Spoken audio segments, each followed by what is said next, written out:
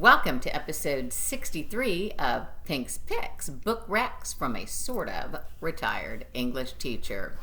Today I'll be discussing, recently released in paperback, The Sanatorium, a Reese's book club pick. Witherspoon described Sarah Pearse's debut as an eerie, atmospheric novel that had her completely on the edge of her seat.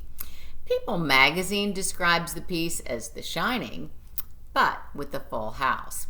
A.J. Finn, author of The Woman in the Window, episode 11, hails it as a splendid Gothic thriller.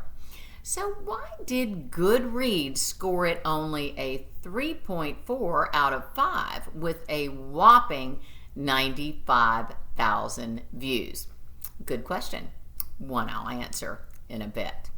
Meanwhile, the sanatorium in the Swiss Alps had been abandoned for decades when a wealthy developer purchased, renovated, and reopened it as a high-end minimalist hotel.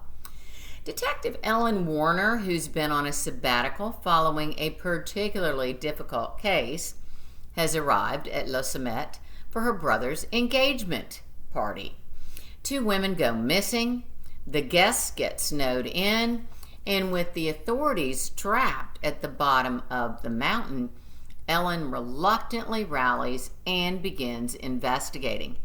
The plot has all and more of the requisite conventions that make page-turning psychological fiction.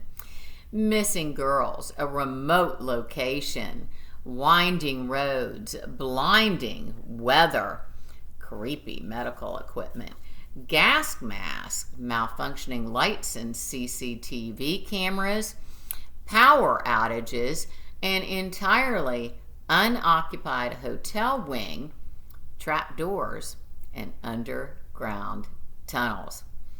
Even the cover screams scary.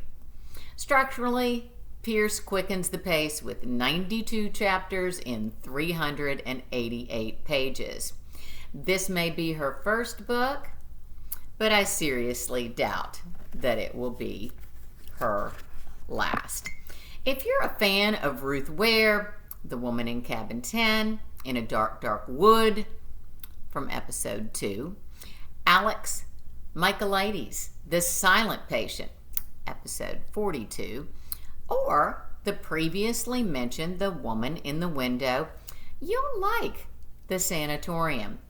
So why did it get such a low rating on Goodreads? Let's face it, some people are book snobs. If the title could not be classified as literature, they're just not interested, or at least won't admit they are. I teach literature, for heaven's sakes, and there is a place on my shelves for psychological fiction. For me, as I've mentioned previously, it's the genre that I gravitate towards when I need to pass the time in an airport, on a plane, in a waiting room, or I need a complete distraction from my own hectic existence, achieved by dropping vicariously into a protagonist's endangered, dysfunctional life, which makes mine palatable and far more benign by comparison. That said, I give The Sanatorium a B+.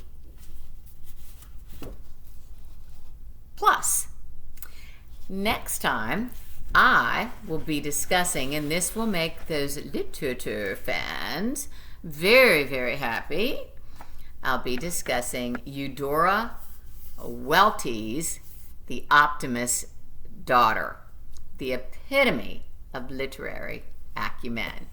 Until then, have a great weekend, but don't forget to do your homework. Bye-bye.